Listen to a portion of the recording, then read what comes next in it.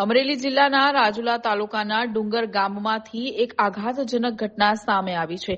અહીં આવેલ પવિત્ર લીલાપીર બાપુની મઝાર પર ગઈ રાત્રિના સમયે અજાણ્યા તસ્કરો ત્રાટક્યા હતા અને મઝાર પર રાખવામાં આવેલ નયાઝ એટલે કે દાનની પેટીની ચોરી કરીને ફરાર થઈ ગયા. આ ધાર્મિક સ્થળે થયેલ ચોરીના પગલે સમગ્ર પંથકમાં ભારે ચકચાર મચી ગઈ છે. લીલાપીર બાપુની મઝાર પર વર્ષોથી મુંજાવર તરીકે સેવા આપતા કનોજિયા વલ્લી સાંઈબાપુ રોજ સવાર સાંજ નિયમિત રીતે દીવાબત્તી તેમજ નગારો વગાડવાની સેવા કરે છે.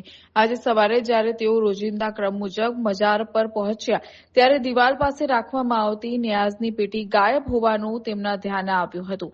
પેટી ન મળતા તેમણે તાત્કાલિક ગામના જાગૃત અને સેવાભાવી નાગરિકોને આ અંગે વાકેફ કર્યા. ચોરીની આ ઘટના અંગે ગ્રામજનોની મદદથી ડુંગર પોલીસ સ્ટેશનમાં લેખિત અરજી કરવામાં આવી હતી. ઘટનાની ગંભીરતાને જોતા ડુંગર પોલીસ સ્ટેશનના પીઆઈ વીએસ પ્લાસ સાહેબના માર્ગદર્શન હેઠળ પોલીસ ટીમ એક્શનમાં આવી ગઈ છે.